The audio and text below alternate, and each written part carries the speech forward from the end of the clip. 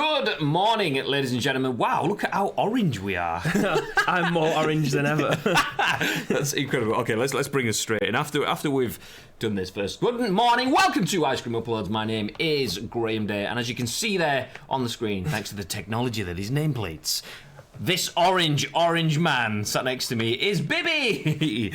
Good morning, guys. Good morning. The reason that's all orange is because we've been tinkering with the lighting.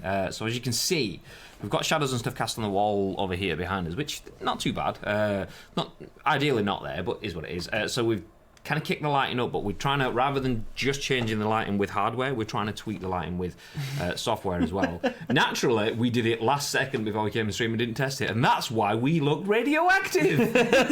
Like a Simpson. Yeah, so if you are listening on podcast services, we definitely have an orange yellowish kind of glow going on. Like, literally, like, is there an episode of Simpsons where Monty Burns gets injected with something and his eyes kind of go like really thin, yeah. And he's anyway, we look kind of like that. Some strange. The hair's actually leaking into my face. I smashed lasagna again.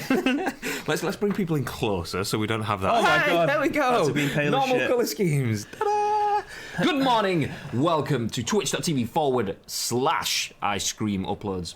My name's Graham, and this is a slightly less orange bib. Morning. Nice placement of the mic. And we are bringing you our daily scoop of news from the games industry and beyond.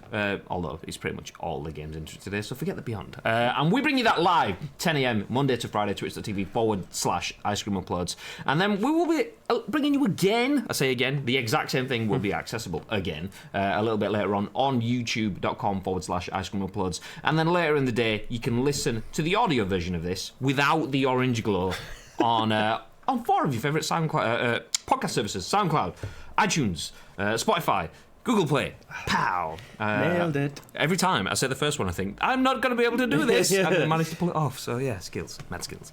Weekend. I mean, you've clearly been up to quite a lot because you finished Friday, should I say, looking pale like me, and you came back orange to the death. Yeah, just got tangoed at weekend. Orange, you glad it's Monday? Yeah, absolutely. Do you know what, actually, I'm going to leave you there. I'm going to ask you the question, and then I'm going to disappear away from the microphone. So podcast listeners, if I'd have even said this, wouldn't have even known, because I'm going to go see if I can take it out. Okay. But weekend, Cool. What have you been up to, Bib? Right, so on Friday we talked about me doing potentially a stream on Saturday, which happened way earlier than it should have done. So I said that we was going to be streaming from 5 o'clock playing Battlefield. We actually went live at about 2 o'clock playing Volta. We ended up playing till about 10 o'clock-ish, with a gap in between there for me having some food because I'm fat and I need food on a regular basis. Number one pirate, I bring you love. Good morning, mate. Welcome to the scoop. Good to see you, mate. But yeah, we ended up playing Volta on the ding on Saturday afternoon for a few hours. Then we played Battlefield for a few hours, and then we finished the night off with some pro clubs that Mr. Graham Day joined us just as we was going off stream. But we ended up playing till about 4:30 in the morning, waiting for the KSI Logan Paul fight, which I ended up staying up for. The missus was going mad because I went to bed with my tablet in my hand, knowing that I'd watched the 4 hours beforehand of all the pre-fights, the undercards, blah blah blah, and then as soon as the fight was starting, got him fight up. Oh my god. So those of you that are in the chat watching us live, Graham has gone over to the production desk to try and sort out the colouring to make me potentially look like the colour of my face isn't changing, just the rest of the screen's changing. So I still remain orange, but the rest of the screen goes red. But yeah, it looks like a siren is going off on the screen, but it's actually not. It's Graham trying to sort out the colour palette. Morning, Dad and Lad Gaming. Fatman Dave says red alert. I think it's the intensity of the yellow in the lamps in the studio. Yes. So the studio lighting, the too yellow, so that's why. Yes. We have to. Okay, let's just accept that we have. Can you not press reset on it for today, and we can try and sort it out? There should be like a reset button. Just done it. I will drop down that a little. Yeah. Okay, so I'm still at the desk. Graham is still at the production desk, and we are talking to. You may hear him faintly, but he is now making his way to the stage. He is now on the stage, and he has now joined us again. I heard you ding the use of Volta. I did. I ding the use of Volta. Morning, Precision. Good morning, gents. Got you on whilst I get ready to visit my old man in hospital. Hope you're well. I hope you're well, and I hope your dad gets better soon as well, mate. Yeah, I saw a couple of messages over the weekend. Saw that He's a fighter, but I mean, he's a Scotsman. What do you expect, eh? Let's bring you in closer because that oranginess is just blowing my mind. Yes, I guess what I played on the weekend. Does it begin with P and ends in UBG? Ding ding ding ding ding ding ding. Yes, I did. I played PUBG and then spent many hours playing pro clubs. Yes. Which, did you mention that then? I heard you mention. Yes, I said that we started off the stream. I said we were meant to be streaming on Saturday.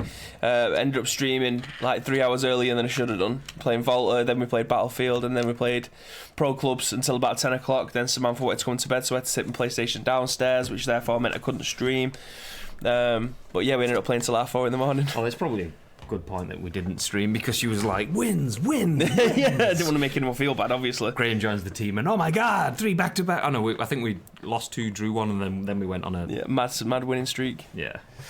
I prefer the scoop with the Simpsons crossover. The Scoopsons. Is that what you meant? No? Okay. But yes, did play PUBG. Got myself a couple of Morning, Spike. Did you get any wins? I did, yeah. No, how many wins? 2.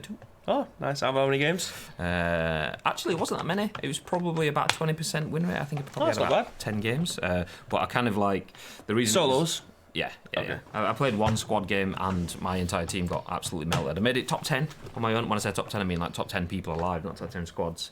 But the only thing with squads is you can't watch your 6 or your corners. So I took some guy out and then his team was spread. They had circle control, so I got melted. But not too bad. But by the way, for audio listeners, you haven't just got an email. That's Graham's laptop. Muted. There we go. Fix that. But yeah, the thing is though, when I because it's still quite dodge, even though they did like some sort of server rebalancing for crossplay PS4 to Xbox.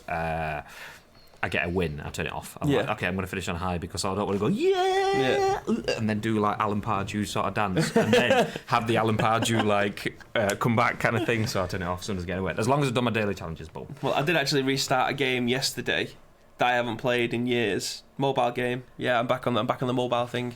Pez Club Manager. Just want to... Are you alright? This lid's not on, so I'm scared of drinking. You're going to end up wearing it. Yeah.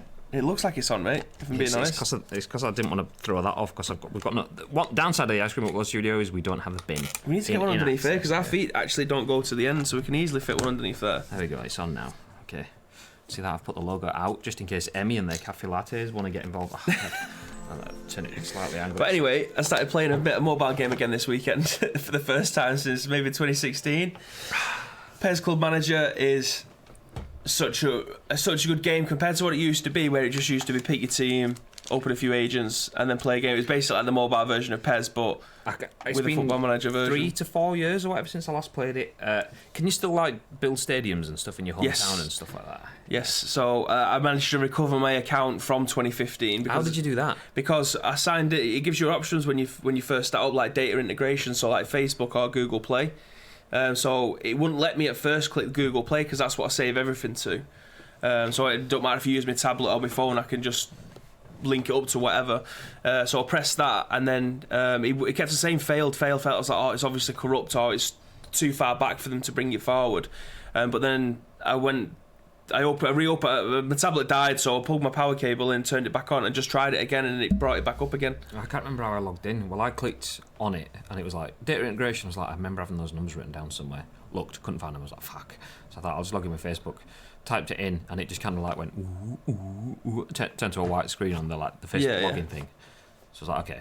Killed it, restarted it, clicked on Facebook, and then it opened up the Facebook login screen but didn't give me a keyboard. It's like, how the fuck do you want me to input my data with the power of my mind? What are you expecting from me here? But no, I ended up reloading it, and I had a pretty shit out team from 2015, but obviously all the legends or whatever that I had then no longer had anymore. So like on the Pez mobile game, where if the play gets taken out, they give you the same alternative with the same colour ball, don't they? Yeah, something like that. It's something like, I think it's the same colour ball but maxed out. So you might get, if you lose a black ball player, you get a black ball full level, but it could be a shit. So it's kind of like that. So I just had a shitload of stuff in the inbox to start spinning or whatever.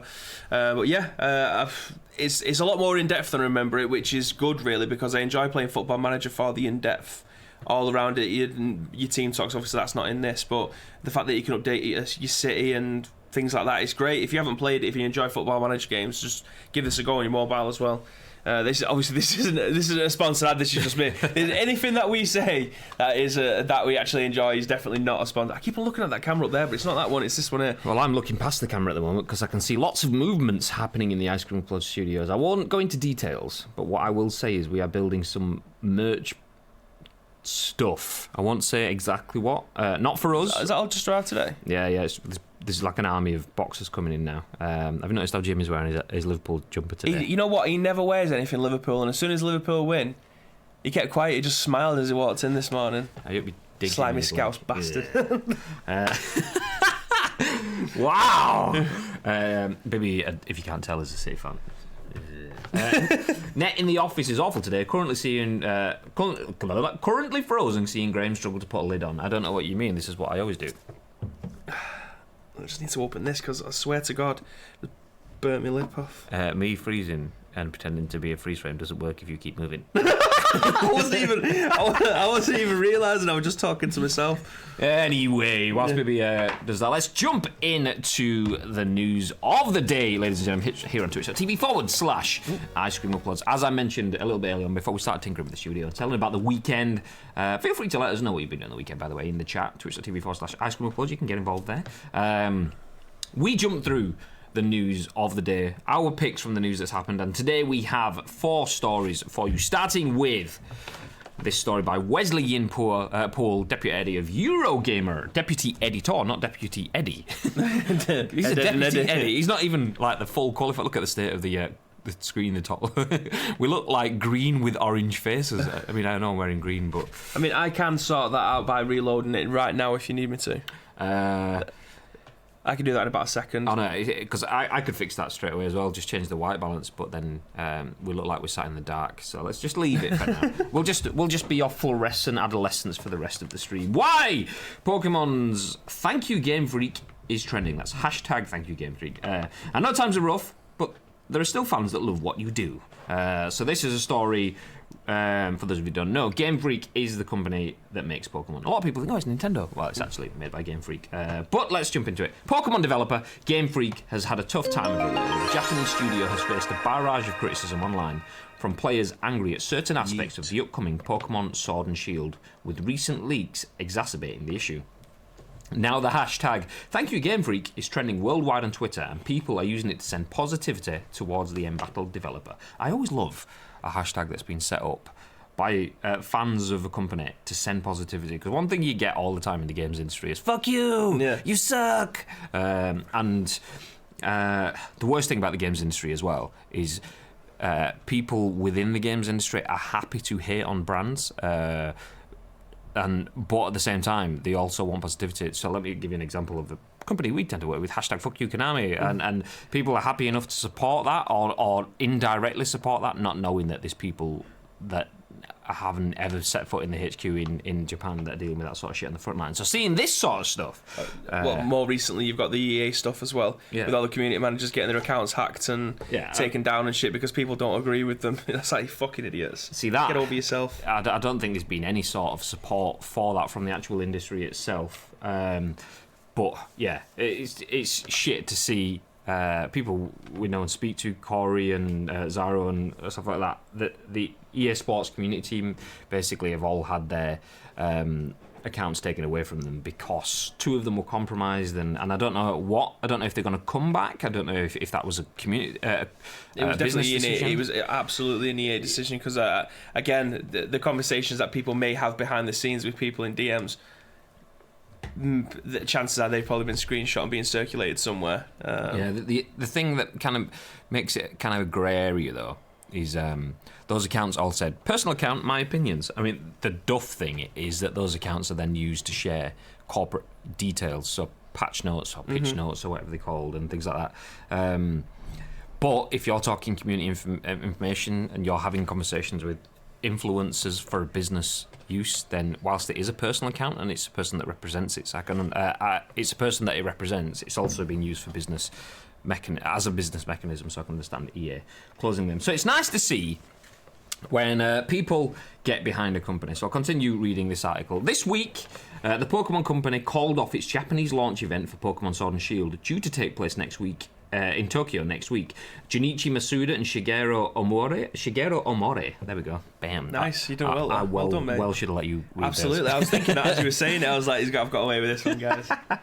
The series. It's okay. Junichi Masuda and Shigeru Omori, the series' veteran lead producer and its game director, were both due to make an appearance. In a statement apologising for the event's cancellation, the Pokémon company simply blamed operational reasons.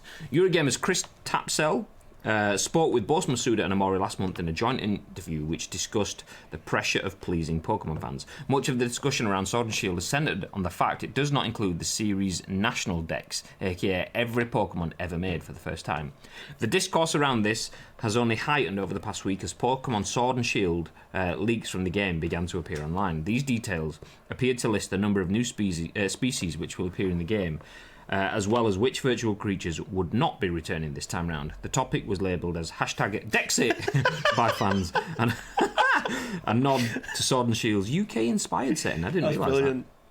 Of course, you see these sort of negative comments, and it does, as a developer, make you feel a bit down about certain things, Masuda told Eurogamer last month. But at the same time, you have to take criticism. For example, with Pokemon Let's Go, early on there were a lot of comments that it was too easy, or it was a bit kind of too kid-focused and that sort of thing. That sort of comment is something you see and take on board and really try and base the improvements in the next game on the feedback you receive from the last one. So with regards to the Pokédex issue in particular that you mentioned, that was something that was a really hard decision internally. There were a lot of discussions about which direction we should take that in. And ultimately, we felt that for the overall game, focusing on creating the richest experience we could within that game, leaving the Pokédex as we did, was the best solution overall. Now, #Thank you Game Freak is being used by thousands to tell positive stories about the developers' games.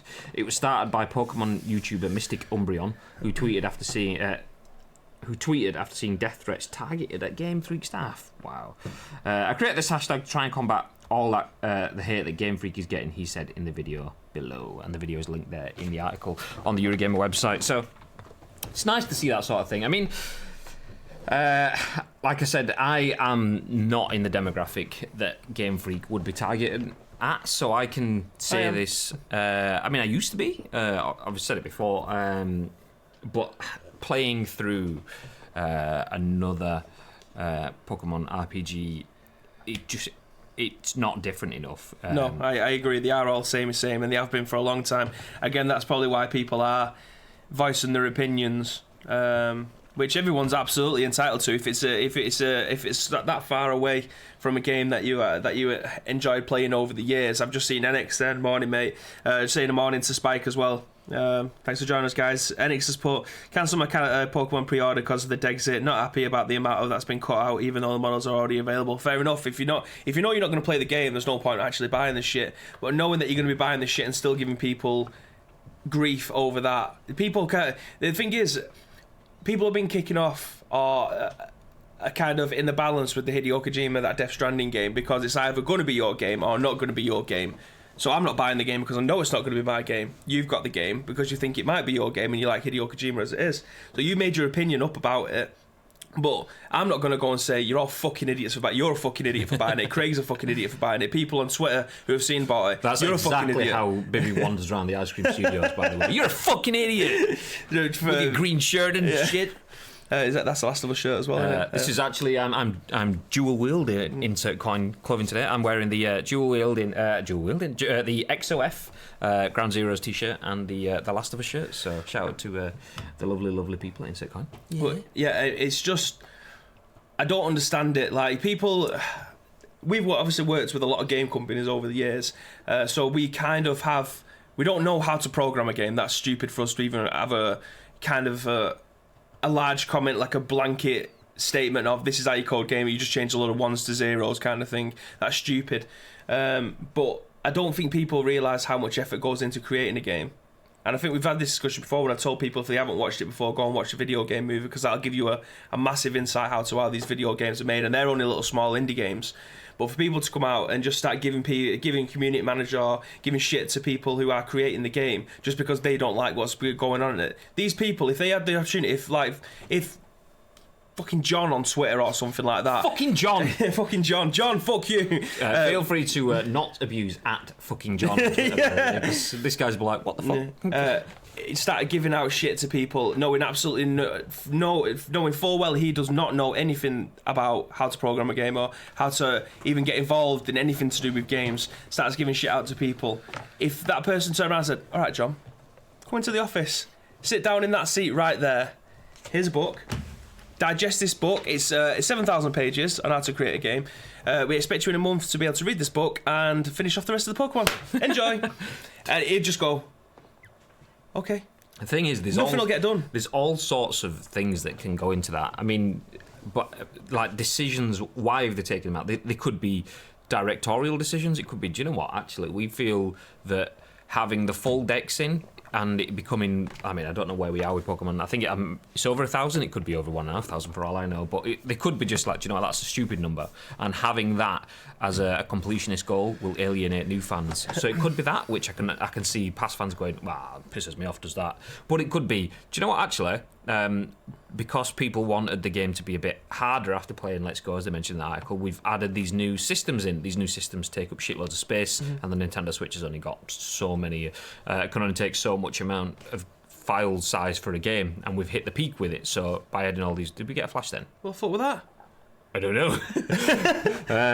But yeah, it could be the fact that the game size is just too big, so they said, look, the only way we can do it. Or it could be production decisions. Do you know what? The time that it would spend building the sprites, encoding the audio, for all of these new things, and then importing everything from the last game, but the sprites are so good on the new one, if you'd see them against the old ones, you'd get like a shitty one versus a super high def one, so they'd all need to be made super high def, and it could just be, do you know what? The amount of time it takes is shit.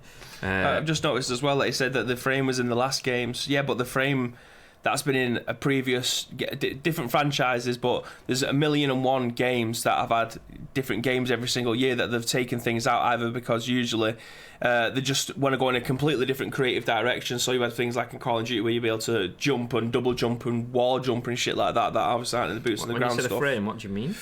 He's put something about...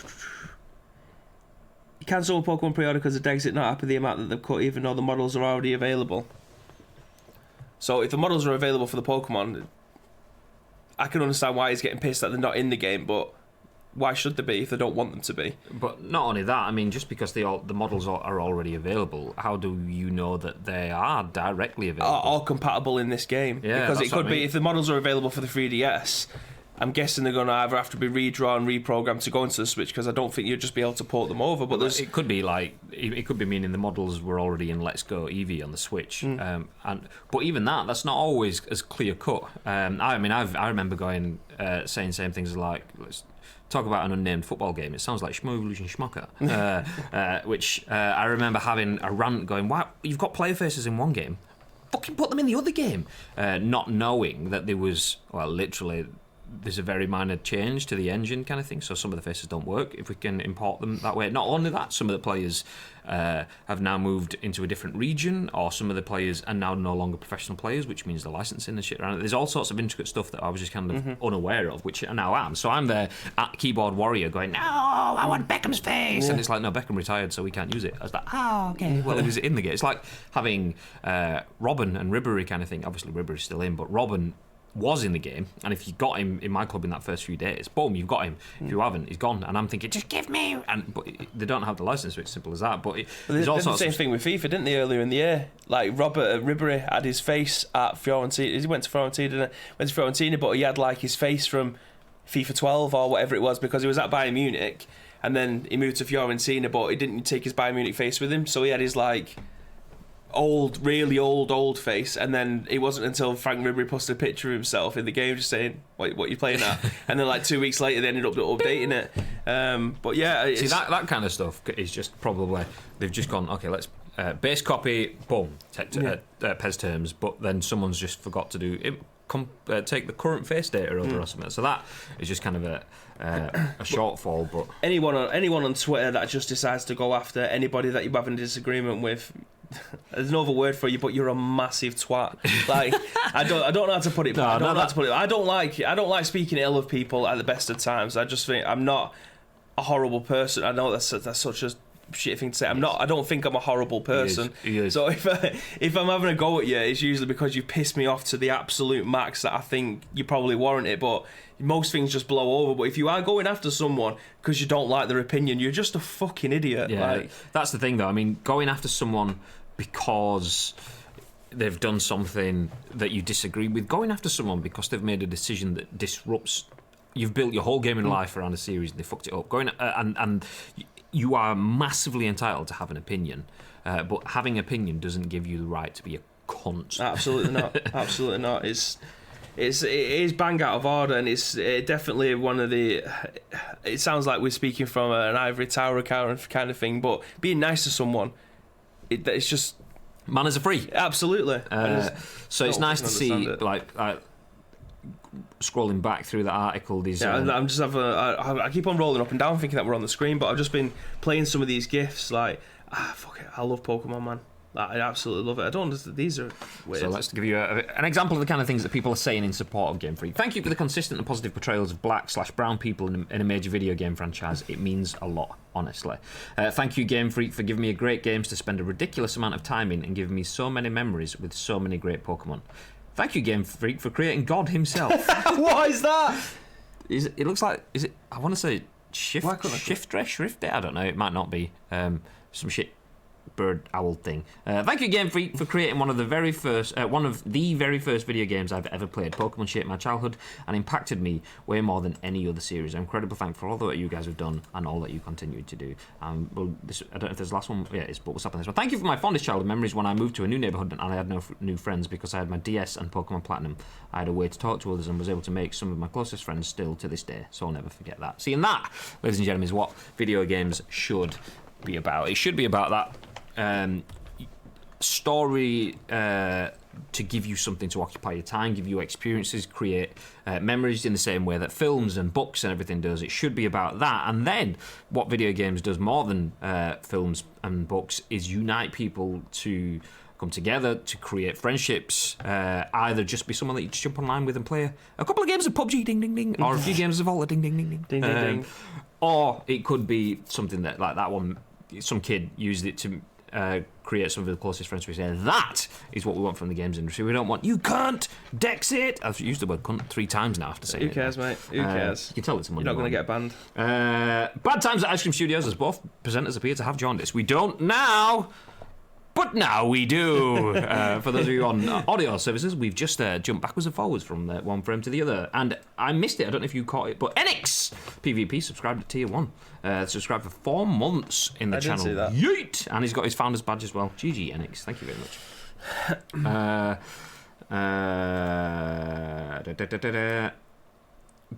Dan, because I thought that we're just doing impressions of Donald Trump. And then David, my brother, jumps in and says, when we lived with our dad, first thing in the morning, he looked like Boris Johnson. That's pretty true. Mega hair. Cancelled my Pokemon order because of Dex It, Nap with it. No, we've read that one already. Enix says, I shit on Death Stranding, but I bought and played it. I really like the story, but the gameplay is starting to get real boring. Story is really innovative and interesting. And then back onto Pokemon discussion. It's more the fact that they missed all the huge main Pokemon that fans love and like in teams. There is minimal new Pokemon, around 30 new Pokemon, and the rest is trash. Okay, see, that changes things a little. Let's just read the final comment. They even said they developed a ton of Pokemon. Oh, you've done that one already. They developed a ton of Pokemon in 3D at high res so they can be reused in the other games a few years ago. So it's spitting them in the foot saying that and then slaying them all in the national decks. I mean, I do feel dropping down to just adding 30 new Pokemon in a gen, I do feel that's a bit duff because you're just reselling a previous story then in terms of the Pokemon. Yeah, but I mean, if the story is not any different than the previous ones, the fact that you've cut Pokemon, if you put the same Pokemon back in again, it's just the same game over and over again. So Game Freak can't win really. It seems like a no-win battle. No, I mean, cutting them, I'm not bothered. But usually, if you'd cut them, I mean, let's look at the first generation, 151 Pokemon in the game. This is a fifth of that amount new that they've added. So that new experience that people wanted to go in, they've not got their old experience complete, but then they've got a fifth of a new experience. So I can understand why. Are you guys observing the 2-minute silence at 11 a.m? Do you know what? We'd not even factored that in. We can put the whole screen on at 11 o'clock for 2 minutes. I think putting the whole screen on is almost disrespectful in some. It's like Is it? Yeah, I would. If we're going to observe it, I would rather just sit through it kind of thing on screen, because if it's almost like when you watch a football match, you can see them all holding it. This is like, it's almost like pause. We'll be back in a bit. We're going to do some other stuff. Okay. But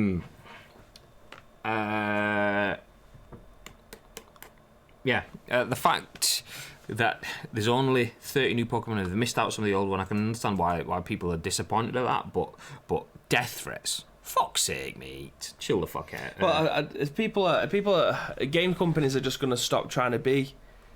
They're just going to stop trying to do new stuff. Like, I think I was trying to make this point earlier within the Death Stranding stuff. Obviously, you have bought it because you're interested in playing it at some point, and the rest of the guys upstairs are playing it as well. But full disclosure, didn't buy it. But got it free. Anyway, he's obviously gone a completely different direction. He wants to try and be innovative in the story that he wants to try and portray. It's not interesting to me at all, and I ain't going to play it because I just don't think it's going to resonate with me as a game. But he's obviously done something that nobody else has done before. That's the perception that I've got from what I've read so far. People will stop doing stuff and trying to do new things to please some people, because the old people would rather continue to do the same thing over and over and over and over and over again. Look at the Call of Duty series and FIFA and Pro Evo and stuff like that. None of them are doing anything new. There's nothing game-changing that's happened in them three franchises in the last 6 or 7 years. Because they don't want to do it. Because why would they, when, one, it's making them enough money, and two, people don't like change. We've seen that in a million other games that have come out recently. Why would they want to change their tactics to try and please a very small minority of players when the rest of the players that have been playing the games for years will just carry on shitting on them? Well, we have the actual solution. You don't need to change tactics. You just go back to the very first tactic. A spike! Big Zombie Monkey says in the chat, they can win. They can stick to Gen 1. Fuck off those other players. Yeah. Yes! That's it. I'm with you on that one. Just make a load of other games with the first 150. I know. But that's because I'm a child. Yeah, same. My childhood memories, I'm purely biased towards the first 150, 151. Got coffee all over the end of my drinky job. So yeah, I'd happily like the first 150, 151, but that is me living in the past, trying to recreate my childhood memories. So Charmander, Bulbasaur, Squirtle, that set of starters for me, bam. But then that's again, why I enjoy playing Let's Go. So that works for me. But some kids that came 2 generations after and want like their Infernape or whatever, then they might go, nah, I want my Pignite, mate, as their fire start Pokemon. When I started watching it 20 years ago, for one, I didn't even think it would still be going 20 years later and be bigger and sold as many millions of copies as it has done, and 1,000,001 films and Christ knows what else. I didn't realise that it would be still going at this time, but my mentality is it's not aimed at me anymore. Like, unless I am still 110% through the Pokemon. The only time I know there's a new Pokemon is when I go to play a new game.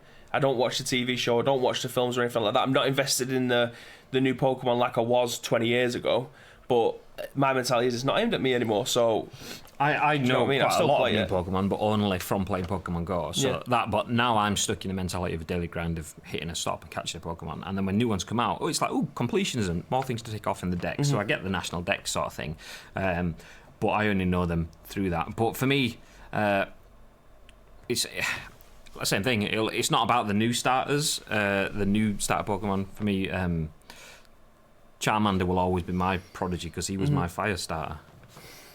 Twister fire starter. Baby's got his head in his hands for all those on audio podcasts. Anyway, morning lads, says Only Human Jelly. Morning. Morning, Jess. Sorry, I'm still face palming.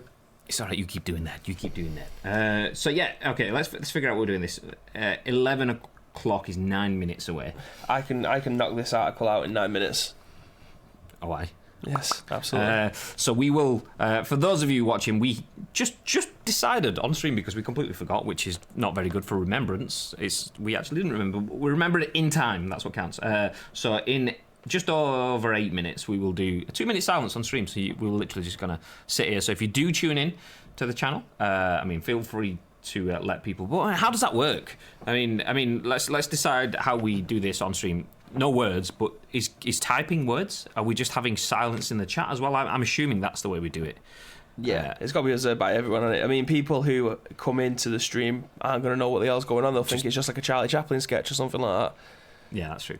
That's why I was thinking of putting the old slate on, but I fully agree that it is a bit disrespectful. At least people know when it says "be right back" that there's nothing happening. Or we just... I was going to say we just get a Word document up on your laptop and say 2 minutes silence in progress or something like that. Yeah, I can do that. But, yeah. So, yeah, we'll just fill the gap for the time being. I'll just... Pyro says, I'm sorry, Graham, but that pun... Well, there's not wrong with Prodigy puns. I mean, just take a second to breathe. Breathe with me. Come on, baby, it's your turn. Get involved. Come play my game. Come play my... No? I feel like I'm going to smack my bitch up in a minute. That pun is the best pun you've done in a long time. I salute you. Yeah. Yeah. I'm going to do it on Notepad because I'm edgy like that. Can you even make it bigger in Notepad, though? I can make it as big as you want, baby. Whoop, whoop, whoop. I didn't realise you go. could tweak the font sizes in Notepad. Yeah, there is a... Where is it? Format font. Well, Fish does. Ah, sweet. Nice with the David Fish. So what is the next news article? I know what the next news article? Doody budget. It is a Silent Hill one. Interesting. We will jump onto this news article in just a second, but I don't want to jump on screen because we don't want to show you the behind-the-scenes look at the magic in progress as Bibby types words and makes them big in Notepad. Yeah, that's how we roll here on Ice Cream Uploads. Do you know what, I'm actually, whilst you're doing that as well, I'm going to run off and tweak our John. My face. Yeah. 2 minute silence in progress. Oh, this is beautiful. Like, I mean, all of this podcast today is probably not going to be the best audio one that we've ever done. We've messing about with the camera and whatever else. But what do you expect? Is we're on Ice Cream Uploads. We do what we fucking want. Go to front cam. Oh, you want to go to the front cam? Front cam initiated. I'll still look orange, but I'll look a lot less orange. Well, I can make it even less, but then we'll go darker and darker. I mean, we have turned the brightness up, but it's not on 4 anymore, is it? I mean, right, okay, so I'm going to talk you through everything that's going on. So we've got a thing called the juggler, which is what all of our light sources are connected to. So all the lights that you see behind us on the floor, we can change the colour of those, we can change the intensity. Then we've got 4 lights in the ceiling, which are super powerful, but they are the ambient lights, so they are kind of like the yellowy orange lights. So when it reflects on extremely white skin like myself, the reflection is not very great. So yeah, that's why I look super orange. So Graham is currently getting some standing lights that we've got. I mean, it's a very technical studio which we've got here. It's not your normal streaming from the bedroom stuff. So we've got a lot of wires, a lot of lights, and a lot of expensive equipment. So Graham is currently, at this moment in time, he's just off screen, posting some lights. See that? I mean, the thing with the freestanding lights, they are white lights. The issue, I mean, one thing you don't tend to worry about if you're an at-home streamer is the difference in light warmth. So light has different warmths, which are measured in Kelvin, and our studio lights are quite warm, whereas that's a cool light, which is white, whereas they're more yellow. So the yellow lights make you look like you've got jaundice. But anyway, do we jump into this article, go through it, and then give our thoughts afterwards, or do we hold for 4 minutes before we jump into the article? That's a very good point. Well, I think we jump into the article and then we discuss it afterwards. Okay, let's do it then. Let's do it. Okay. Take it away, Booberino. Oop. So I just started to bring it through all the other stuff. Right, so this is on Eurogamer. This has been written by Vikki Blake, and it's something that we have covered previously. However, it's kind of a new spin on it. So the other thing scarier than Silent Hill is Silent Hill in first person. So we touched on the PT stuff, which got re-released last week or the week before, I can't remember. Do you know, I've had that article in my browser on my phone since then, just so that I remember. Do you know what, I might try this, give it a download and see. I don't know if it's actually been pulled, the I.O. or not, but... I haven't downloaded it yet. However, somebody else has created remade the intro part to Silent Hill 1. I made it in first person, and I watched the video before, and it is terrifying. But yeah, what's going on with that demo? So again, this is on Eurogamer by Vikki Blake. Though Silent Hill received an upgrade of some sorts in Silent Hill Shattered Memories on the Wii in 2009, the original 20-year game is still one of the few installments of the psychological horror series that arguably hasn't aged well. It actually hasn't. It looks terrible. Fans of the old still appreciate it, of course, but the new players may struggle with its dated graphics and control scheme. Until now, perhaps. Though it's not sanctioned by Konami, a long-time fan has remade the opening of Silent Hill. While it's only a few minutes long, the demo has taken 5 months to complete, and all assets were being traced and remade from the original model. Plus the switch to first-person perspective brings you uncomfortable closer to Harry's horrifying ordeal. Take a look for yourself. So I can play this. I just can't bring it up on screen as a full thing. Otherwise, the video will get taken down. So I'll mute it so you can't hear it. But all of you that are watching it live on the Scoop, along with us, we'll be able to have a look at the concept demo. Lets that play on screen. I can, through the magic of my own laptop, continue reading through the article. So whilst it's on, it says, I had to do hours of info research and gameplay viewing, as well as playthroughs myself, in order to get every detail about the original game as I could, explained creator Zero Trace operative on a dev blog. Thanks, PC Gamer. Luckily, I ran into the English book translation and model extractions from the OG game. Of course, I wasn't going to use the actual assets, so I began tracing in 3D. This resulted in a 99% faithful rebuild of the world from scratch. It was a truly intimate experience with one of my favourite games of all time, seeing the ins and outs of the world through Team Silent's eyes and even partly walking in their shoes in my own way. Breathtaking, to be honest. Zero added that they opted to remake Silent Hill as Silent Hill 1, and its fans got no love Zero added they opted to remake Silent Hill as Silent Hill 1 and its fans got no love on its 20th birthday. Wondering why the opening sequence doesn't quite match the original game? Yup, me too, but Zero could explain that. I originally wanted to have an entire driving sequence matching the one shown in the OG game, with Sybil riding past Harry and everything, along with the Silent Hill theme playing from the radio as a weird immersive Easter egg. He even got the motorcycle finished and hidden behind Harry Jeep in the 3D scene, but it would have taken far too long. And then there's a link there to go through and play it yourself, but we will leave that as it is because we are almost there. I'm just gonna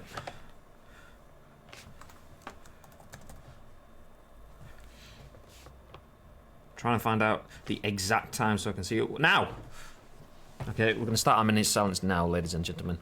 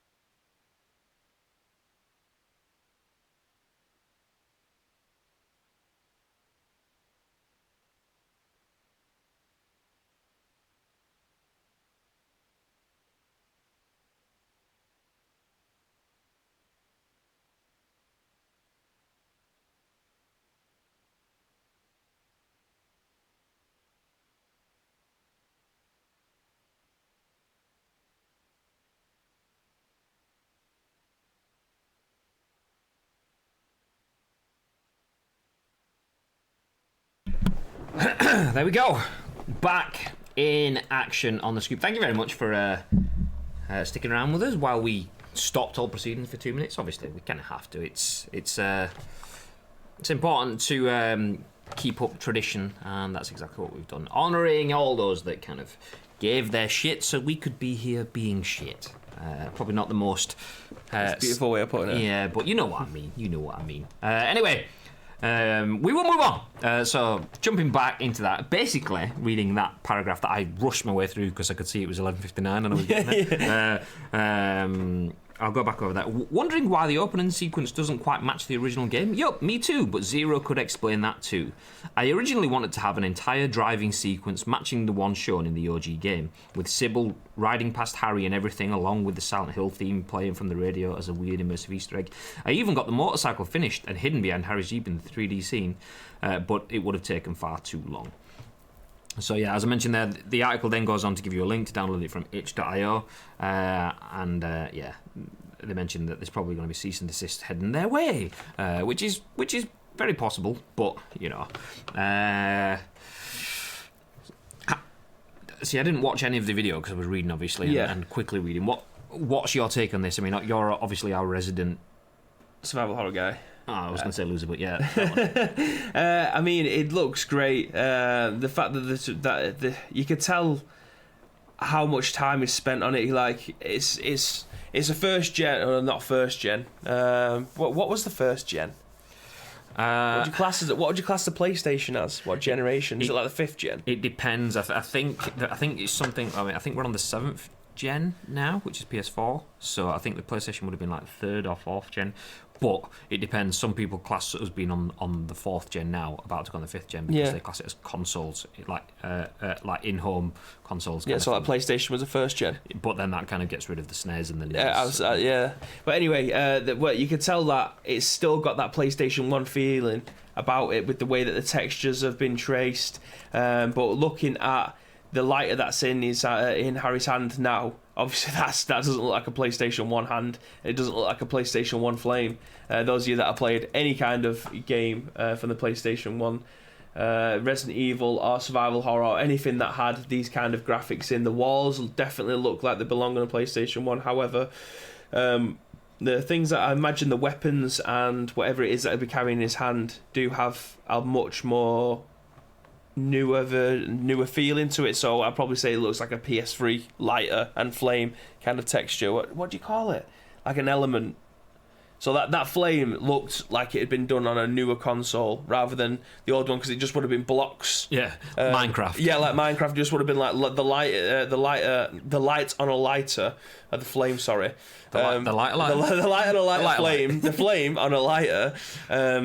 Would have looked like dead blocky and dead pixelated, but that looks really smooth. So it's like the texture of the flame looks a lot newer. But yeah, it looks great. I can't imagine how long it's going to take. If it's taking 5 months to just do that one little bit running around the town, but this is what we were saying before. It's not. People don't think it's as easy as creating a game as just punching a load of CSS and HTML and blah blah blah. You wrap it in.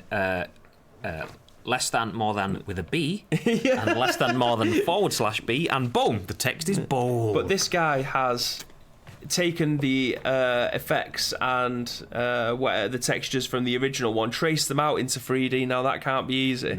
No. Just to be able to create this 2-minute video of him running around the town centre and through the back alleys. It's incredible the time that people put into stuff like this for people to just download for free and get a bit of love off it. Yeah, I wish I had that level of like developer mindset, because the amount of stuff you could do as a developer, you literally can just make dreams happen in that sort of sense. I can think of something, okay, I want to play that, boom, it's like wow. And just to actually jump on it while I've got it on screen to confirm, we are on the 8th generation of consoles at the moment. Well, the 8th generation of hardware.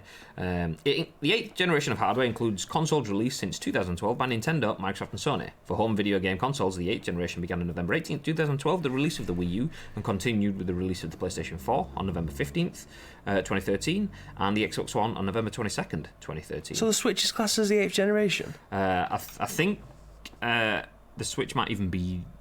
Sure, that has to be 9th. That has to be the beginning of the 9th generation. Yeah. Did it mention Switch in here? Switch. There you go. No, the Switch counts as within the 8th gen. Jesus Christ. I wouldn't have ever put that in there. Especially bundling it in with consoles that came out 7 years ago. Although the Switch is currently alongside the consoles that are still being sold in there, so the Switch has come out in that sort of release window. So what signifies the ninth console there when either the Xbox or the PlayStation 5 comes out? Yeah, I don't know if there's steadfast rules on what makes it start and when, and yeah. But I fully agree that these ones definitely should have all been bundled together. So the Wii U, the PS4, the Xbox One, fair enough. But the Switch is like a completely different beast. See, the thing with it though, in terms of hardware and the games, the experiences, the games that you're playing on the PS4, you're playing on the Switch as well. So I'm happy enough with it that I think probably the issue is the fact that maybe if the Wii U had been more successful, then we wouldn't be having that conversation. But the Wii U was a bit naff, so they've just gone, oh well, let's ditch that and have another crack at Generation 8 kind of thing. Yeah, fair enough. I wonder if Wikipedia, if I can just change 8th generation to 5th. Nope. How about just... So yeah, audio listeners, we are currently looking through Wikipedia to try and find out what the different generations were. 5th generation, or the 32-bit and the 64. Nintendo 64 and the Sega Saturn. Yeah. The original PlayStation. Yeah. Cool. So there we go. Anyway, let's move forward. It used to be how many bits it was down to, so 8, 16, 32. That makes sense. Whose brother said that? Cheers, David. Thank you very much. And now we've got this is going to be the new the ninth generation. It's got 750,000 million polygons. Where's the polygon? Anyway, let's jump into our next news article. You good to go? We're good to go. I think we're good to go. No. So we spoke about FIFA 20 earlier on. Yes, we did. And we spoke about the situation of the community managers having their accounts pulled because of one player that was banned, and that incited a backlash. And more people have been banned in the FIFA 20 scene as well. I don't think we've covered this. I don't think we have. Talked about it upstairs. I think we talked about it briefly. The avoiding players and stuff. I think we've spoken about it previously, but not in much detail. So this is a Polygon article written by Johnny B. Good. Now, it's written by Owen S. Good from Polygon. So FIFA 20 Pro suspended for colluding with other top pros. Players use the Discord server to improve their own chances of winning. A top professional in FIFA's esports competition has been suspended for encouraging collusion. They'll miss the remainder of the qualifying for the FIFA Ultimate Team Champions Cup. The suspension follows an investigation and a Eurogamer report on big-name pros working together behind the scenes. FIFA 20 includes a global ranking system which groups players of similar skill levels into several tiers. Each week during the season, EA Sports runs the Ultimate Team Weekend League, which includes rewards, usually rare and highly rated players and in-game items, for everyone who performs at a high level, including the professionals in the highest tier. Eurogamer's investigation alleges that by coordinating over a so-called dodging Discord, the best players were able to dominate weak competition and scoop up the rewards. The Discord channel, according to Eurogamer, came to light in late October.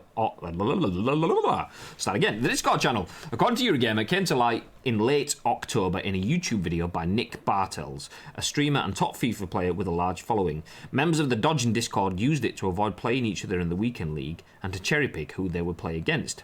Bartels alleged that colluding players were stream sniping, that is, watching streams from all around the world to see when certain competitors were active, and matchmaking in those times in hopes of drawing them out. EA Sports acknowledged the collusion in handing the 2-round suspension to Christopher Holly, who plays as NYC_Chris in the FIFA 20 Global Series.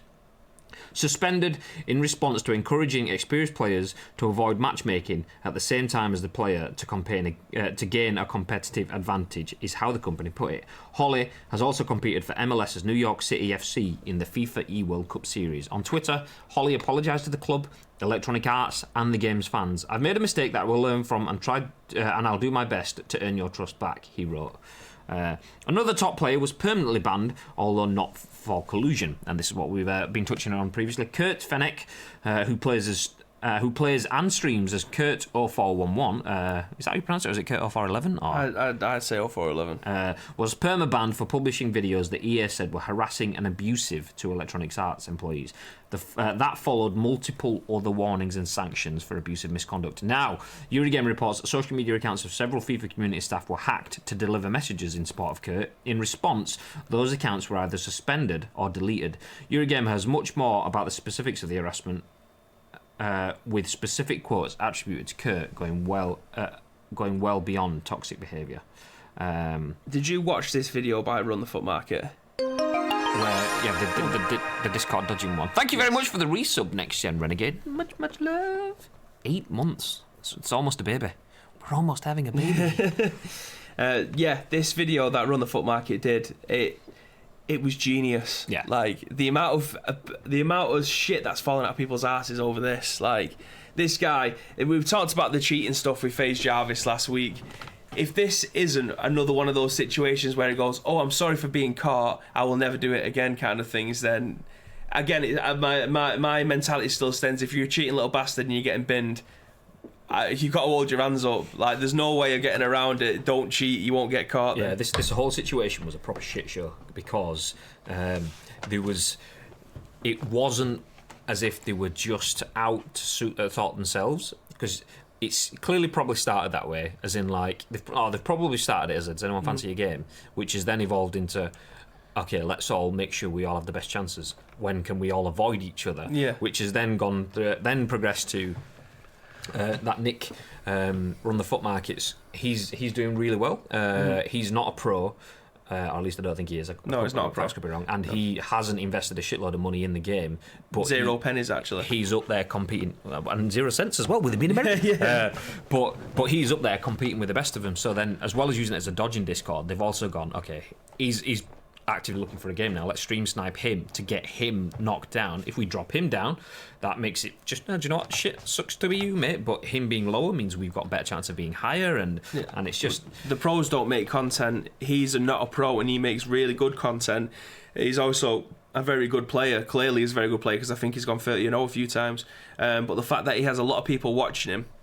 Because I think it's kind of like a thing now. If you're playing Weekend League, you're probably going to stream it so that you get people invested in your content. They want you, like Castro when he ended up. I think it was probably the biggest stream party that's been this year when Castro hit 30-0. But you kind of have your fans with you to watch you get 30-0 because it's obviously a big thing because you're coming up against pros. You're trying to get the global points to be able to go into the competitions, and the fact that people are trying to stream snipe him to try and give him the loss so that they can post a screenshot on Twitter and say lol, or beat you take the L. But the fact that a lot of people watch his content, not just his live streams but his YouTube content as well, because he'll show people how to be able to get a star-studded squad without having to spend a penny.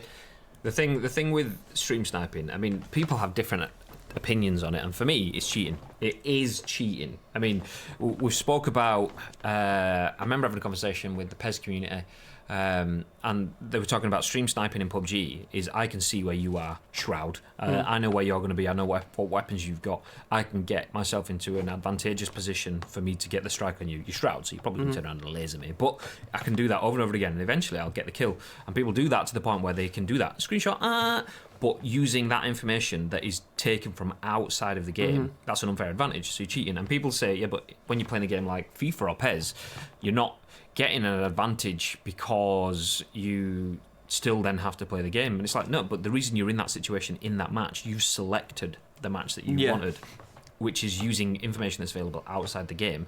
Whether or not it's a soft stream snipe or a hard stream snipe or however you want to fucking Brexify it with your name in a bit, it's still cheating. Yeah. Like these lads are just going to the Discord saying, okay, searching now, so that means that the rest of the 29 people that are probably in there won't search for the time. Not going to search because I don't want to play someone decent. Absolutely. And I'll give him a better chance of getting through. And then when it comes down to the event, we're all on level playing field. We'll all play for it then, but it's kind of like that. It's mutually assured qualification, and it's not assured, but they're doing the best to assure it by not interfering with your search. You're going to have better rankings, and you not interfering in mine. I'm going to have better rankings, and then we'll. I'm under no illusions that this is happening in every single esport. Absolutely, it's.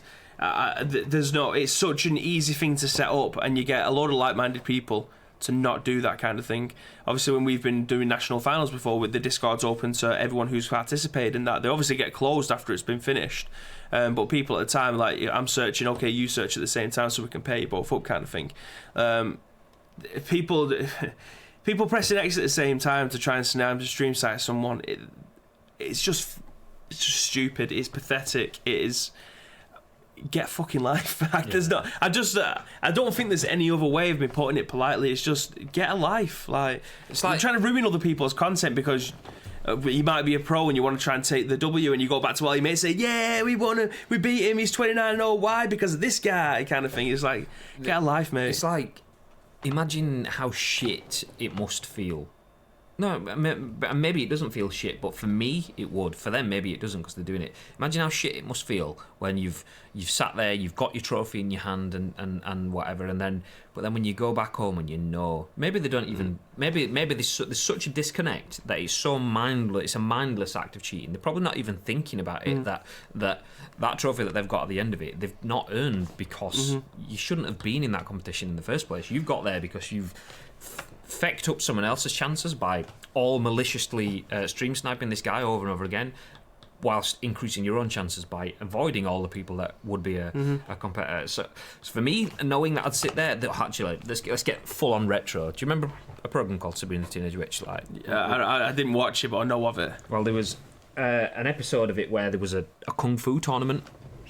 And Sabrina, like, I don't know, karate, judo, taekwondo, whatever, and she had to fight in this tournament, so she cast a spell on herself so that she knew kung fu, beat the fuck out of everyone else in the tournament and won. And she gets a trophy with this guy doing like a high kick pose in it. And then when she gets it home, she puts it on the desk, and the high kick pose guy keeps going, cheater. So the trophy keeps going, cheater, cheater. And it's like some sort of metaphor for your conscience, kind of like. And that would be it for me. I'd be there looking at this trophy, and my trophy would go, cheater, fuck off, cheater. But that's. I wish more people in this Discord would have got banned. I don't know why they've just banned this guy. They wouldn't have had access to this Discord. The people who would have been making the ban, so they're taking assumptions of what other people are saying. I think I maybe, probably incorrectly, possibly incorrectly, know the reason for that, and that is from a lack of PR knowledge. He has, for all intents and purposes, I've seen it on his Twitter account, acknowledged that he has been using this server, and everyone does it, thinking that was fine and acceptable. And that's where I'm saying, where I think it comes from, mindless cheating. They're not cheating because, do you know what, I need this trophy. It's just everyone else has done it. And in the same sort of vein of thought of FaZe Jarvis, and I was saying it's a content creator that's not got the real world smarts and the knowledge and stuff, and I think that's probably something we'll see fairly often. Lots of mindless cheating. It was just something that I did. And it's like, why? Just because I didn't really think about the implications. But yeah, so he's actively, proactively, when it all started kicking off, tweeted something out saying, yeah, everyone's been doing it. It's been happening for ages, and it's just like thinking, mate, that shows how naive you are, because you are actively cheating and don't even realise the severity of the cheating. Absolutely. I know that there was at least one other person, I won't go around naming names, that aren't already been condemned, but I know one person owned up to cheating, deleted his tweet, and then the next morning goes, I've not been cheating. It's like, what? Yeah. Like Pirate's saying there, you would get an advantage to the point as you see the part of their setup and tactics and changes they make. That is why when I was playing in the eFootball Scotland tournament the other week, I was playing against Lazar, and I had to cut the feed that I was playing with on my screen so he couldn't see mine, because he was in my chat, even though I was playing against him, so you could see all the changes I was making. So what you're saying is someone, please feel free to click this, what Bibby has just said is that Lazar is a dirty cheat. And he slides all a lot. You slidey bastard. But yeah, that's the reason why I cut the feed, because he could see everything that I was setting. You know who my farm players were, who my out of farm players were, and which way I was going. So as soon as I realised, oh shit, he's in the chat, bang.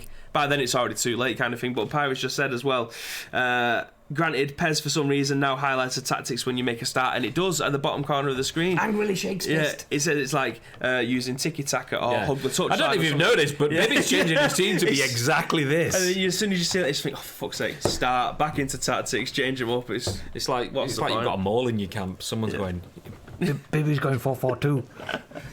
But yeah, it's again. That I don't. If the game's actually showing you, if I'm playing against someone, it says they're using hug to touchline. There's nothing you can do about that. You just have to try and deal with it as best as you can. That's not.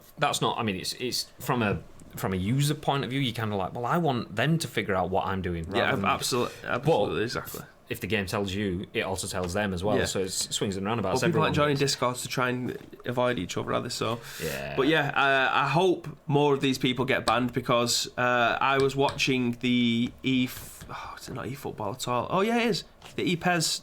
Not FIFA tournament, whatever it was at the weekend, the foot tournament, and it was brilliant. Like the whole. I like the fact that they're using Swiss. I like the fact that they've got 2 different consoles, so there's a lot of people playing. There's 32 players on each console. I like the way that it's being presented. I like the way. It was just a good tournament to watch, and I hate the fact that people are cheating to try and get to these tournaments when you've got people like Tex, who is technically gifted at the game. Like he has to be with a name like that. Yeah, absolutely. Because imagine being called Tex and having no Tex. He won it again at weekend. Like Did he win it? Yeah. So that's 3 in the last 3 years. The first tournament of the year, and he's won all 3 of them. See, that shows for me natural talent. My issue with games that have annual cycles, be it shooters, be it sports games, whatever, my issue with that games of annual cycles is there is no way to actively create the perfect game. It's impossible to create the perfect game. I mean, we all kind of want the perfect game, but it's pretty much impossible unless you've got finite rules like stone, paper, scissors. There's 3 ways to go. 1 win, 1 loss, 1 draw. Yeah. Simple as that. Beyond that, when you get to the levels of balancing in video games, it's pretty much impossible to create the perfect game.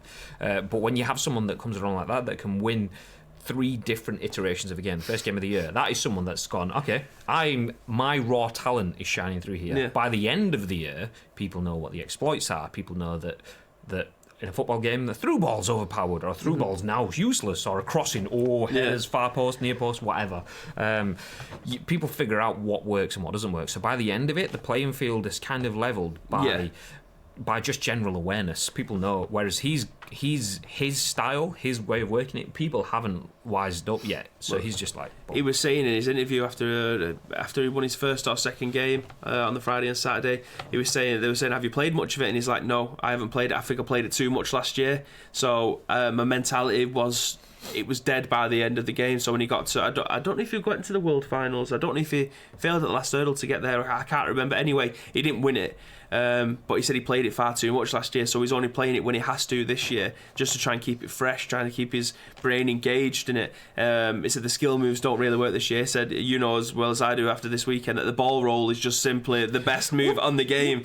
The ball roll and drag backs instead of the 2 biggest things. You don't have to do skill moves this year. Just pass around, nice and easy. Ball roll, drag back. That's as good as you need to be. The funny thing I saw from him as well was he won his first game like 5-0 or something like that, or he won 5-0 for his games in the qualifying day, Friday or whenever it was, when we were kind of like half keeping an eye on it. And I saw one of his tweets saying, won my first game 5-0 or something like that. Really feeling good. Let's see how we get on in the weekend. I might lose because Liverpool are playing at the same time as the final on Sunday. And I just thought, I can see that 17-year-old kid having a bit of banter. I might get knocked out so I can watch my football team. He's playing a football game. He's clearly a fan of football, but I'm thinking someone somewhere is going to be like, match fixing? Cheating? What the fuck is this? A 17-year-old professional gamer talking about cheating? Where is FaZe Jarvis? And I just thought... From a PR perspective, I cringed and high-fived at the same time, because that goes past this is a PR approach. That's the human aspect of someone's mentality. Of a young child, he's still kind of a child. He might be 17 or 18, I can't remember. Somewhere around there. Anyway. Yeah, but he's a young lad. He's there to have fun. You can see the smug, shit-eating grin as he picks up his trophy every time. Another one. Another one. And another one. But his personality is brilliant. I love the lad. And fair play. I want him to, as far as esports in FIFA goes, I like him. He's a really good lad. See, what I like as well is the fact that Fnatic have picked him up. Yeah. Because football gaming esports, whilst it's come a long way in 5 years, it was nothing 5 years ago. Esports been around for about 15 years. So seeing the likes of Fnatic, FaZe, Optic and whatever in pretty much every other sport, shout out to TSM who were smashing it in the PUBG Global Championship the weekend, by the way. Seeing those brands now stepping into football esports, Fnatic have gone, okay. DH Techs, which became F2 Techs, is now Fnatic Techs. Yeah. That's a big step up, not only for a 17, 18-year-old British kid, but football gaming esports. Absolutely. So big things. Anyway, from one EA story to another, and I've just slacked you a link, which we will then follow up with after we open the first one. Is that one? So, you know what? You know why? Right, okay. The link that you sent me on Friday, I opened and I read. I tried to find that same link this morning. It's been deleted off IGN. Well, it has... this story has evolved. Okay. And the timestamp on the one that you've sent over, so we'll open up the one that you sent over first, so we can let people come along a journey with us as we find stuff out. So this first story from the person known as GameCentral, as we've touched on from the Metro. Skate 4 dreams are ruined as EA abandons Skate trademark. This, as you can see from the timestamp, just disappeared off the screen now, is written Friday 8th of November, published at 5:36pm, which is quite key because at 5:36pm on Friday, this was the story. Skate 4 abandoned, no more skate ever, suckers, was the gist of the story. So I'll read this. Anyone holding out for an announcement of Skate 4 had better prepare for some bad news, as EA effectively killed the entire franchise. Remember those remasters of fan favourites that EA was promising to make? Well, they're not going to include Skate or its sequels, as the publisher gives up ownership of the name. Let's see if I can flick through. There we go. Oh, it might be the list actually. Although they've always had a vocal fan base and reviewed very well, the Skate games have never been particularly successful for EA, which is presumably why they've abandoned the rights of the trademark. They've been... I want something that basically jumps into the legalities and the technical standpoint. Oh, there we go.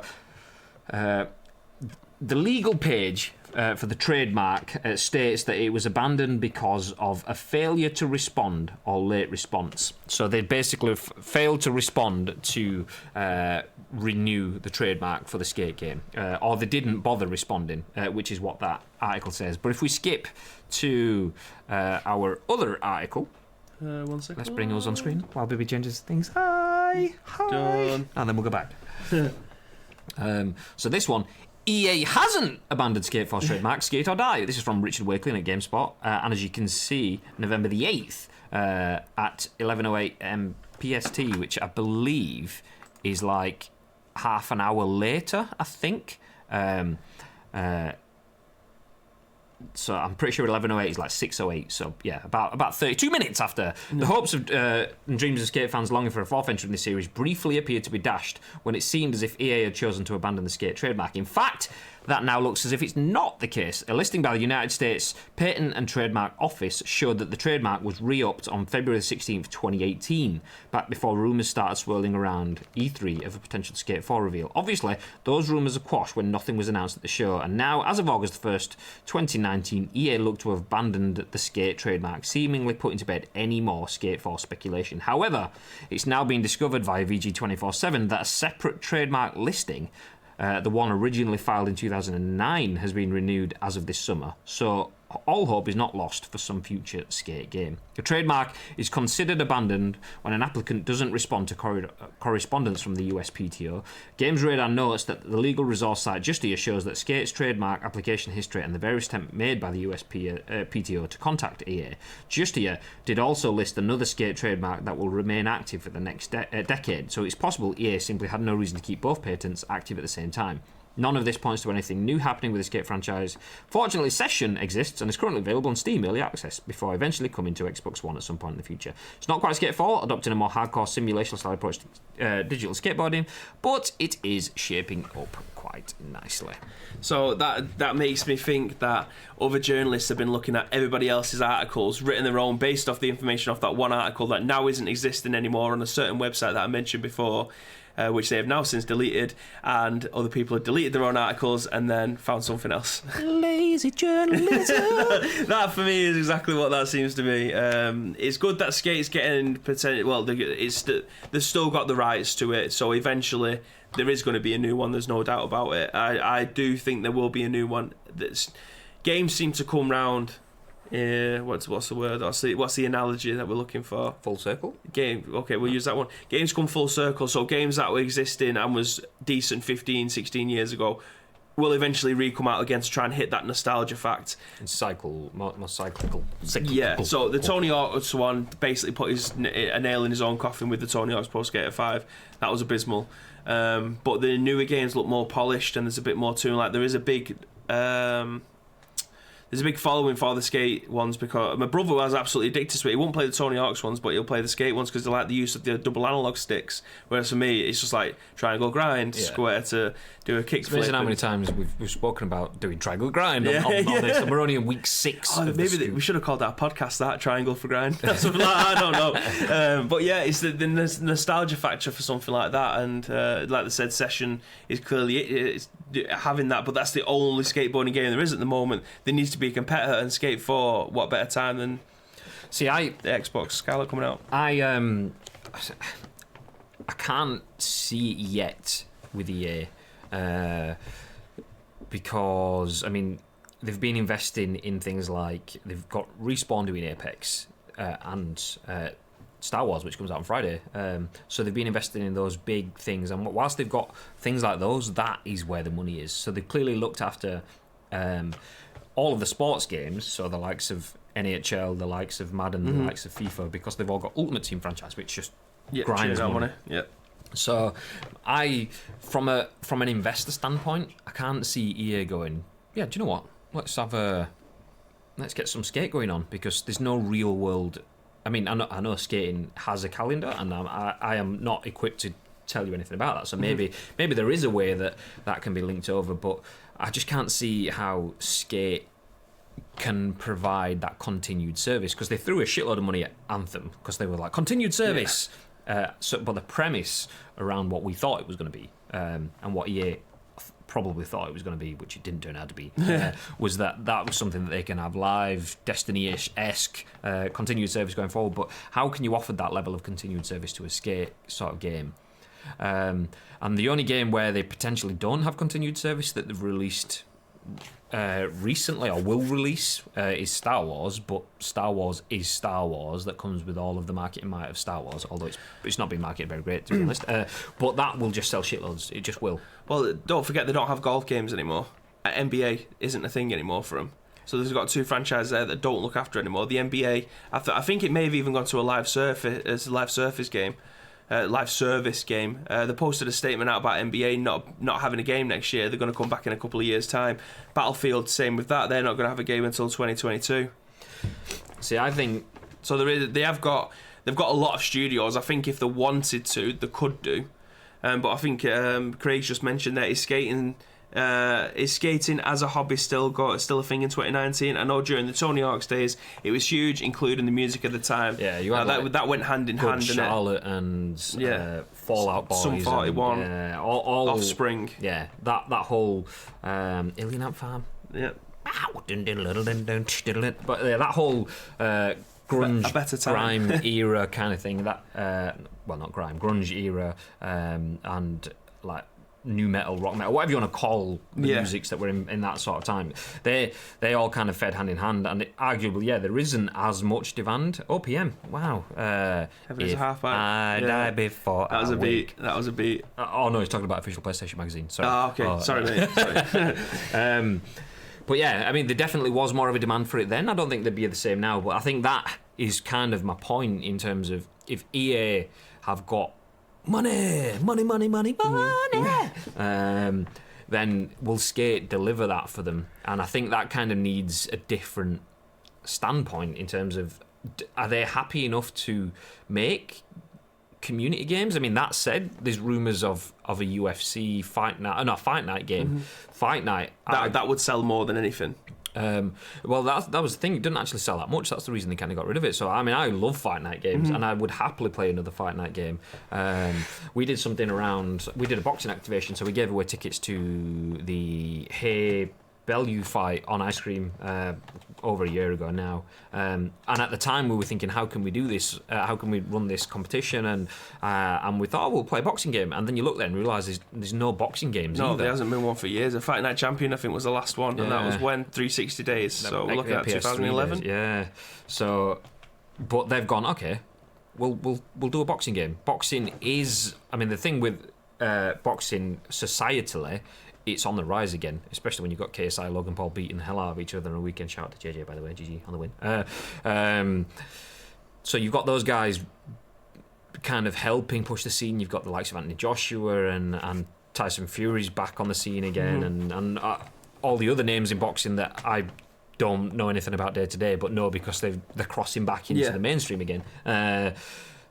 But skating is arguably a long way from the mainstream. So I can see EA going, on the one side, going, okay, we want to bring back the community games. Not community, it's probably the wrong word, but I'll use it anyway. The community games that people love, like Fight Night, let's bring that back. It's not a continued service.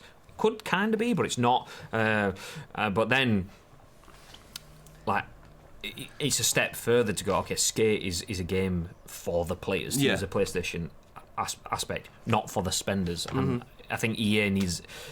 They've not shown that they're there for the players.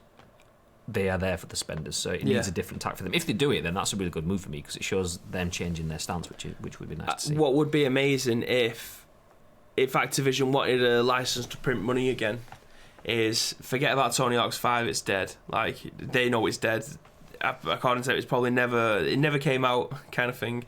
But if they was to release the Tony Hawk's Greatest Hits, that's such a shit name. The Tony Hawk's Collection, but it's just one game, right? But it had all the maps. They should just call it the 900 Collection or something like that. Tony Hawk's 900 Collection. It'd be perfect. But then you get all these kids going, is there 900 games? Yeah. But just something like it's just one game, right? But it has all the famous maps, all the maps that people love from the first 4 Tony Hawks. But it was the gameplay mechanics of, we'll say Tony Hawk's 3. So it still had, you had to collect skate, you had to get 3,000 points in this level. Just imagine you kids find these the days tapes. trying to catch what's a VHS tape? Yeah. What is one of these things? Just something like that where you're paying £40. There's no microtransactions, please God, no microtransactions. But it's just all the best levels of all your favourite Tony Hawk's games. You have to do the same achievements. So like I said, collect the videotapes, collect skate, do the whatever special score move challenge it was as well, like 30,000 on Roswell or whatever. Yeah, and just to be just have that, so there'd be like 20 levels, and then that's the way that you do it, and that could be the swan song that people want for the game, an actual good way to finish the Tony Hawk's franchise, because I reckon a lot of people have picked that up. People picked up 5. I think it actually sold pretty well, but people just no longer played it after like the first couple of days because it was shit and buggy and yeah. So doing something like that, and if they could get the license to the old music, or just have a legacy of get all the old rosters, punk. So like Bob Burnquist and stuff like that, Bamajera and everyone else in it as well. It'd be so good if they could just do something like that. I mean, I would 100%. I'd pre-order that shit. Just to be able to play that game, and it's very rare that I actually pre-order a game, but for something like that, that's going to hit every single nostalgia factor, the music, the gameplay, the levels, everything. Perfect game. It's funny you mentioned the tapes. I had an internal meme moment the other week. I think it was last week. PUBG, ding ding ding ding. I was watching, I can't remember who it was, someone streaming PUBG, maybe Wacky Jackie or someone, and he was talking, it was Halifax, and he was looting a building that someone else had already looted. And in PUBG at the moment, there's these cardboard boxes, and in the cardboard boxes you either get disc fragments, snapped discs, or full DVDs. And it's an in-game sort of like community activation. Once the community have, like, say, covered, I don't know what the number is, 10 million discs, then it unlocks like a new screenshot or a new video sequence, and it's really cool the way they're doing it, to be fair. So the featured map at the moment is Miramar, the desert map, and they're kind of building storylines and lore behind why the map is what it is. But rather than giving you the full story, the community has to play the game, get the DVDs, and unlock more content. Oh, here's some more footage that explains the story, here's some more. And Halifax went into a building, and he's like, guys, you got to pick up your fucking discs and stuff, because someone had been in it, looted it, saw a box and gone, I don't know what that is, and fecked off. So Halifax picked it up, and then he was having a discussion with the chat, and the chat were going, the thing is, I think kids these days don't know what DVDs are. And that meme of that kid that stood there going like that with his eyes, and I'm thinking, yeah, I remember catching VHSs on fucking Tony Hawk's, so full on internal meme that if these kids don't know what DVDs, I'm fucked. Yeah, absolutely. Everything's just streaming, isn't it? So yeah, I agree. But yeah, that was the last story that we had for today anyway. We're all scooped out. If you play tag mode with Graham, you will want the game to be over. He's a bad winner. Tag mode? Oh, on Tony Hawk, you had to hit each other, didn't you? I can't remember. And you just have to skate away. I can't remember. It's that long since I played it. I basically remember, doing the 900, doing a 900 that wasn't the 900, and then landing into a grind, like my 5th grind in a row, where your guy suddenly becomes wobbly as hell on Roswell. I mean, this, I don't think we could bring this up on screen unless it's by someone. I mean, maybe we look at that off screen. Yeah. Graham is good at running away. That's true. That's what my PUBG gameplay is 90% based on. So yeah, thanks. I'm glad you've noticed. It looks so good. I mean, graphically, it's not aged well.